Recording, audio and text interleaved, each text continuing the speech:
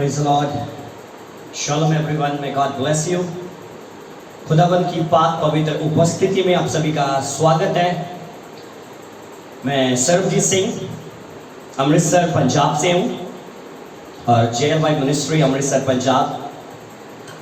मैं धन्यवाद करता हूँ परमेश्वर का, जिस परमेश्वर ने हमें संभाल कर रखा है और ये सुंदर अवसर दिया कि मैं आप लोगों के साथ परमेश्वर के कलाम को बांट सकूं।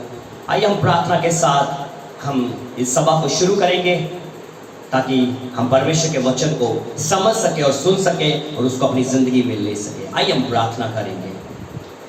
सामर्थ्य परमेश्वर, हम धन्यवाद करते हैं इस सुंदर समय के लिए जो खुदाबंद आपने हमारी जिंदगी में दिया। और जब खुदाबंद हम इस चैनल पर CR YouTube चैनल पर प्रभु परमेश्वर जब हम आपके कलाम को पढ़ते हैं तो खुदावंद जितने लोग सुने उनकी जिंदगियां परिवर्तित हो और वो अपनी जिंदगी में इस वचन को अप्लाई करें और खुदावंद ताकि प्रभु परमेश्वर आपके नाम को ही महिमा मिले। हम घटते जाएं और आप बढ़ते जाओ। और पिता, हम इस प्रार्थना को आपके प्रिय बेटे हमारे उद्धारकर्ता मुंजी यीशु मसीह के जलाली और अजमत नाम में मांगते हैं, आमीन। Once again, shalom everyone. I hope, मैं आशा करता हूँ कि आप सभी सलामत हो और खुदाबंद यीशु के नाम में ये सलामती हमेशा बनी रहे। आइए हम परमेश्वर के कलाम की तरफ चलेंगे। जो मैं आप लोगों के साथ आज जिस विषय के ऊपर बात कर रहा हूँ वो है माफी। मैं आप लोगों को बताना चाहता हूँ, आज बहुत से लोग दुनिया में हैं जो अपनी जिंदगी में, अपनी लाइफ में प्रार्थनाएं कर रहे हैं अपनी बीमारी से चंगाई पाने के लिए, अपने श्रापों से मुक्ति पाने के लिए, अपने बंधनों से आजादी पाने के लिए, अपने घराने की आजादी के लिए, अपनी सेवकाइयों की बढ़ोतरी के लिए, अपने बच्चों की बदलाहट के लिए। लेकिन इतनी प्रार्थना करने के बावजूद भी हमारी जिंदगी में क्यों नहीं हम डिलीवर हो पा रहे, क्यों नहीं हम ब्लेस हो पा रहे, क्यों नहीं हम बंधनों से आजाद हो पा रहे? वजह क्या है? वजह है माफ ना करना, माफ ना करना। यदि हम पवित्र शास्त्र को जब हम पढ़ते हैं, परमेश्वर के कलाम को, गॉस्पेल बुक मैथ्यू, जब मत्ती रचित सुसमाचार हम उसका 6 अध्याय को जब हम पढ़ते हैं, जैसे बाइबल बताती है जब खुदावंद यीशु मसीह के चेलों ने खुदावंद यीशु मसीह से बोला कि हे प्रभु, हमें प्रार्थना करना सिखा, हमें प्रार्थना किस रीति से करना चाहिए। तो खुदावंद यीशु मसीह ने उन्हें प्रार्थना करना सिखाया। तो आइए मैं जिस विषय के ऊपर आप लोगों से बात कर रहा हूं, हम उससे पहले इस प्रार्थना को जानेंगे। उसी के मध्य में यीशु मसीह ने एक बात को बोला। आइए मत्ती रचित सुसमाचार 6 अध्याय उसके 9 वचन से हम पढ़ेंगे। अतः तुम इस रीति से प्रार्थना किया करो, हे हमारे पिता, तू जो स्वर्ग में है, तेरा नाम पवित्र माना जाए, तेरा राज्य आए, तेरी इच्छा जैसी स्वर्ग में पूरी होती वैसे पृथ्वी पर भी हो। हमारे दिन भर की रोटी आज हमें दे, और जिस प्रकार हमने अपने अपराधियों को क्षमा किया है वैसे ही तू भी हमारे अपराधों को क्षमा कर। हम इस 12 वचन के ऊपर मेडिटेशन करेंगे, इस 12 वचन के ऊपर हम लोग गौर करेंगे। क्यों खुदावंद यीशु मसीह ने इस प्रार्थना के मध्य में इस बात को बोला, जिस प्रकार हमने अपने अपराधियों को क्षमा किया है वैसे ही तू भी हमारे अपराधों को क्षमा कर। खुदावंद के प्रिय लोगों, यदि मुझे माफी नहीं ना मिलेगी, मैं कभी भी ब्लेस नहीं हो सकता हूं। अगर मैं माफ नहीं करूंगा तो मुझे माफी नहीं मिलेगी।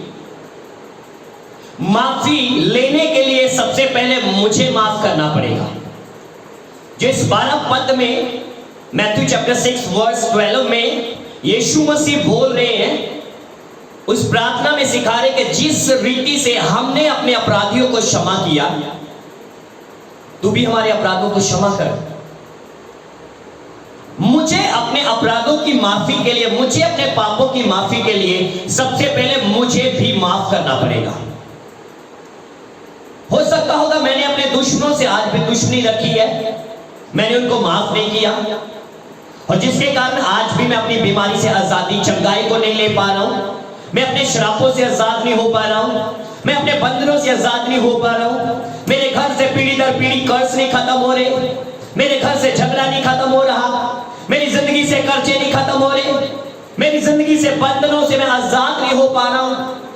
वजह क्या है? वजह है माफ ना करना, माफ ना करना। जैसे हम इसी 6 अध्याय मत्ती रचित सुसमाचार 6 अध्याय उसके अगर हम 14 और 15 पद को जब हम पढ़ते हैं तो यहां पर खुदावंद यीशु मसीह क्या कहते हैं? कहता है इसलिए यदि तुम मनुष्य के अपराध क्षमा करोगे, इसलिए यदि तुम मनुष्य के अपराध क्षमा करोगे तो तुम्हारा स्वर्गीय पिता भी तुम्हें क्षमा करेगा। हालेलुया। जब तक मैं अपने अपराधियों को, जब तक मैं अपने गुनहगारों को माफ नहीं ना करूंगा, तब तक मेरे गुनाह भी कभी माफ नहीं होंगे।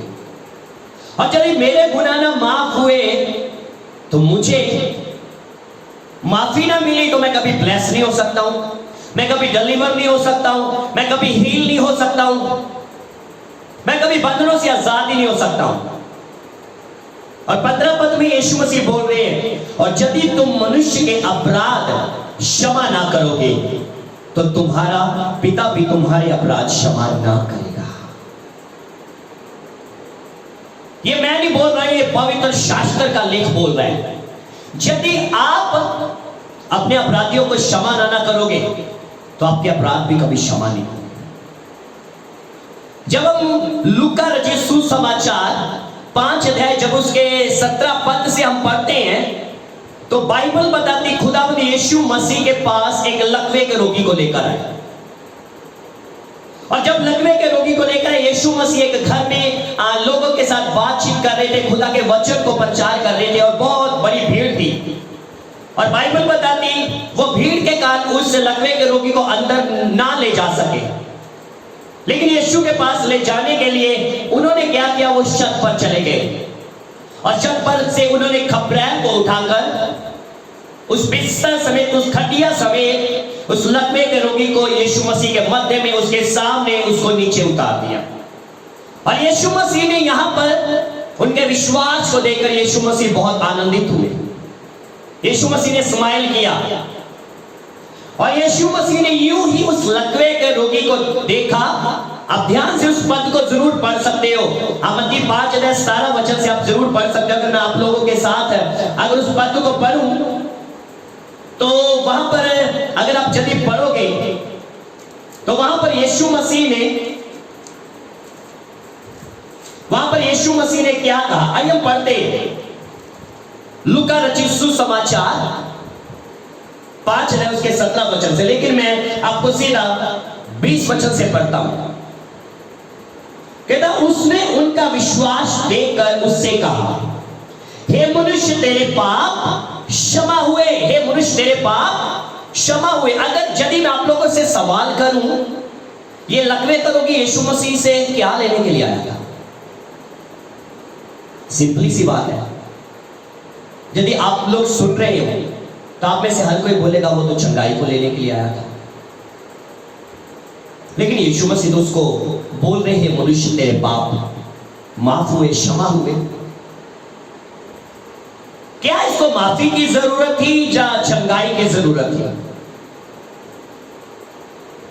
यदि हम लोग नॉर्मल भाषा में समझेंगे तो हम लोग कहेंगे चंगाई की जरूरत थी, लेकिन सबसे बड़ी बात ये बीमारी आई कहां से?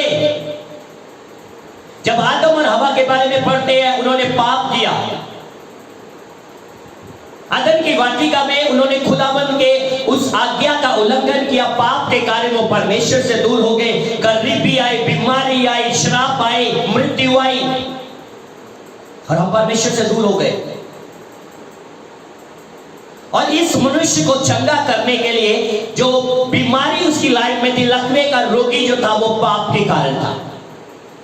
और यदि मेरे पाप माफ ना हुए तो मैं चंगा नहीं हो सकता। और इस पद में यीशु मसीह ने 20 पद में बोला, उसने उनका विश्वास देखकर उसे कहा, हे मनुष्य तेरे पाप क्षमा हुए। तब शास्त्री और फरीसी वाद विवाद करने लगे, ये कौन है जो परमेश्वर की निंदा करता है? परमेश्वर को छोड़ कौन पापों की क्षमा कर सकता है?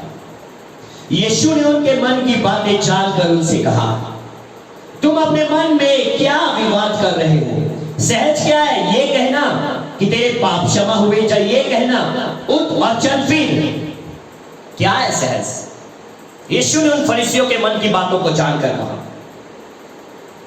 और बाइबल बताती है, तब 24 पद में यीशु ने कहा, परंतु इसलिए कि तुम जानो कि मनुष्य के पुत्र को पृथ्वी पर पाप क्षमा करने का अधिकार भी है। और उसने उस रकबे के रोगी से कहा, मैं तुमसे कहता हूं, उठ और अपनी खाट उठाकर अपने घर को चला जा। वह तुरंत उनके सामने उठा और जिस पर वह पड़ा था उसे उठाकर परमेश्वर की बड़ाई करता हुआ अपने घर चला गया। बोलो हालेलुया, प्रेज़ द लॉर्ड। क्या आप लोगों ने यहां पर इस मेरिकल को देखा? इस मनुष्य को मेरिकल लेने के लिए माफी को पहले लेना पड़ा। यीशु मसीह ने इस मेरिकल को इसको देने से पहले इसको पहले माफी दी। जब हम कलवरी क्रूस की कथा को पढ़ते हैं, जब यीशु मसीह कलवरी क्रूस पर थे, तो यीशु मसीह ने सबसे पहला कलमा क्या बोला? हे पिता, इन्हें क्षमा कर, ये नहीं जानते ये क्या कर रहे हैं। जब माफी मिली तब ही वो पाप की दीवार पिता की और हमारे बीच में जो जुदाई थी वो दीवार हट गई और मेरी मुलाकात पिता के साथ हो गई। हालेलुया। आज परमेश्वर के प्रिय लोगों, यदि आप माफ नहीं ना करोगे तो कुछ भी नहीं होगा, लेकिन जब आप माफ करोगे, जो काम असंभव है ना वो संभव हो जाएंगे यीशु मसीह के नाम में। जो बीमारी आपको छोड़ नहीं रही ना, माफ कर दो, आपकी बीमारी आपको छोड़कर जाएगी। जिन बंधनों में आप हो ना, माफ कर दो, आप उन बंधनों से आजाद हो जाओगे। जैसे बाइबल बताती, कलाम कहता है, यूहन्ना रचित सुसमाचार 8 अध्याय, जब यहां पर यीशु मसीह के पास एक स्त्री को लेकर आए व्यभिचार करते जो पकड़ी गई। बाइबल बताती, कलाम कहता है, वो यीशु मसीह के पास लेकर आए और लोग कहते, प्रभु ये अपराध करते हुए पकड़ी गई है और मूसा की व्यवस्था में लिखा ऐसी स्त्री को पत्थरों के साथ मार दिया जाए। प्रभु तू इसके विषय में क्या कहता है, हमें क्या करना चाहिए? तब यीशु मसीह ने उनसे बोला, तुम में से वो जन इसको पत्थर मारे जिसने कभी अपराध नहीं किया, जिसने कभी अपराध नहीं किया। और बाइबल बताती है, एक मनुष्य, कुछ लोग पत्थर लेकर आ गया, यीशु जमीन पर झुके और लिखने लगे। क्या लिख रहे थे यीशु मसीह? क्या लिख रहे थे? वो यीशु मसीह वहां पर जब वो लोग जो उस स्त्री को यीशु के पास लेकर आए, वो कहते ये अपराध करते पकड़ी गई। लेकिन जिस मनुष्य के साथ वो अपराध करते पकड़ी गई, वो मनुष्य भी उन्हीं के बीच में था। और वो लोगों ने बोला ये अपराध करते पकड़ी गई है और मूसा की व्यवस्था में लिखा है ऐसी स्त्री को पत्थरों के साथ मार दो। तब यीशु मसीह ने दूसरी बात लिखी, अपनी उंगली से जमीन पर दूसरी बात लिखी कि लिखा है केवल स्त्री को नहीं, उन दोनों को पत्थरों के साथ मार दिया जाए। वो लोग पत्थर फेंककर, बाइबल बताती, 2 बार यीशु ने ऐसा किया। और क्या छोटे क्या बड़े, बड़े से छोटे तक, छोटे से बड़े तक, सबके सब पत्थर फेंक कर चले गए। खुदावंद यीशु मसीह ने उस स्त्री से बोला, क्या तुझे किसी ने सजा दी? क्या तुझे किसी ने सजा दी? वो बोलती नहीं। यीशु मसीह ने बोला, मैं भी तुझे सजा नहीं देता हूं। लेकिन यीशु को सजा देने का अधिकार था क्योंकि वो निर्दोष था, वो पवित्र था। लेकिन यीशु मसीह ने उसको बोला, मैं भी तुझे सजा नहीं देता हूं और दोबारा पाप ना करना, दोबारा पाप मत करना। खुदावंद यीशु मसीह ने उसको बोला। खुदावंद के प्रिय लोगों, आज यदि हम ब्लेस होना चाहते हैं, आज यदि हम उद्धार पाना चाहते हैं ना, उसके लिए मुझे माफी चाहिए। और यदि मेरे पाप माफ ना हुए तो मैं कभी भी नजात को नहीं पा सकता हूं, मैं कभी भी उद्धार को नहीं पा सकता हूं, मैं कभी भी अपनी आशीष को नहीं पा सकता हूं, मैं कभी भी अपने छुटकारे को नहीं पा सकता हूं, मैं कभी भी बंधनों से आजाद नहीं हो सकता हूं, मैं कभी भी पीढ़ी दर पीढ़ी श्रापों से आजाद नहीं हो सकता हूं। खुदावंद के लोगों, बाइबल बताती माफ करोगे तो माफ किए जाओगे। यदि आज हम माफ नहीं ना करेंगे तो याद रखो हमें माफी नहीं मिलेगी, और यदि हमें माफी नहीं मिलेगी तो हमें छुटकारा नहीं मिलेगा, हमें नजात नहीं मिलेगी, हमें आशीष नहीं मिलेगी, हम बंधनों से आजाद नहीं हो पाएंगे। क्यों ना आज हम माफ करें अपने दुश्मनों को। यीशु मसीह ने कहा तुम सुन चुके हो, अपने पड़ोसी से प्रेम करो, अपने दुश्मनों से दुश्मनी, लेकिन मैं तुम्हें एक नया आदेश देता हूं, अपने दुश्मनों से प्रेम करो और अपने सताने वालों के लिए प्रार्थना करो, और इससे ही लोग जानेंगे कि तुम अपने स्वर्गीय पिता के संतान हो। दोगे तो तुम्हें दिया जाएगा। अगर माफी दे रहे हो तो आपको माफी मिलेगी, अगर दोष लगा रहे हो तो आपको दोष मिलेगा। खुदावंद के लोगों, अगर यदि मैं माफी चाहता हूं तो मुझे माफ करना पड़ेगा अपने दुश्मनों को, अपने सताने वालों को, अपने विरोधियों को। दुनिया में सबसे बड़ी बात, हमारा विरोधी है ही कौन है? कौन है विरोधी? बाइबल बताती हम उस परमेश्वर के बनाए हुए लोग हैं, हम उस परमेश्वर के बनाए हुए लोग हैं, हम उसकी भेड़े हैं, हम उसके घराने के लोग हैं। एक ही घराने में क्यों दुश्मनी है? हमारा दुश्मन सिर्फ और सिर्फ एक है, वो शैतान है, वो इब्लीस है। उसके लिए माफी नहीं है, लेकिन हमारे लिए आज भी माफी है। खुदावंद के लोगों, यीशु बहुत जल्द आ रहा है, उसका रैप्चर बहुत जल्द है, कलीसिया का उठाया जाना बहुत जल्द है। आज अगर आप चाहते हो मैं उठाया जाऊं यीशु के साथ, तो आज माफ करो अपने दुश्मनों को, अपने सताने वालों को, और देखो आप अपनी जिंदगी में बंधनों में नहीं रहोगे। आज आप इस मैसेज को सुनकर डिलीवर हो जाओगे जब आप माफ करोगे। आज आप इस मैसेज को सुनकर आप ब्लेस हो जाओगे जब आप माफ करोगे। आप आज इस मैसेज को सुनकर आप चंगे हो जाओगे जब आप माफ करोगे। आज आप इस मैसेज को सुनकर अपने श्रापों से आजाद हो जाओगे जब आप माफ करोगे। आज आप इस मैसेज को सुनकर बंधनों से आजाद हो जाओगे जब आप माफ करोगे। आज आप इस मैसेज को सुनकर आपकी सेवकाई ब्लेस हो जाएगी जब आप माफ करोगे। माफ करोगे, क्यों ना आज मैं माफ करूं, आज मैं माफ करूं, क्योंकि आज समय है खुदावंद के लोगों मुझे माफ करने का, मुझे माफ करने का समय है। बाइबल बताती यशायाह 1:18 में कहता, बेशक तुम्हारे पाप लाल रंग के क्यों ना हो, तो भी मैं उनको धोकर बर्फ की मानत, हिम की मानत सफेद कर दूंगा। अगर मेरे पाप माफ हो सकते, मैं इतना बड़ा अपराधी हूं, हो सकता मैं चोर हूं, मैं डाकू हूं, मैं व्यभिचारी हूं, मैं खूनी हूं, मैं गाली बकने वाला हूं, अगर मेरे अपराध क्षमा हो सकते हैं, अगर यीशु मुझे क्षमा कर सकता है, तो मैं क्यों नहीं क्षमा कर सकता? अगर मैं माफी का हकदार हूं, तो याद रखो परमेश्वर के प्रिय लोगों, वो भी माफी का हकदार है जिसको आपने अभी तक माफ नहीं किया।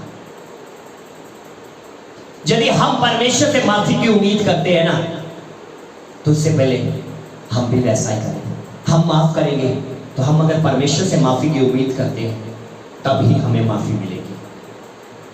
और ईमान करता हूं ये मैसेज आप लोगों की बदलाहट का कारण होगा, और खुदावन आप सबको आशीषित करेगा।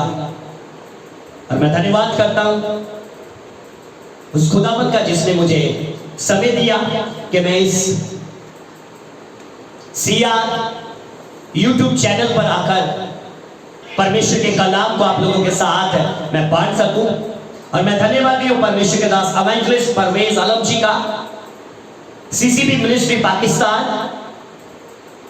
खुदाबंद इवेंजलिस्ट परवेज आलम जी को ब्लेस करे, उनकी मिनिस्ट्री को, CCP मिनिस्ट्री को ब्लेस करे।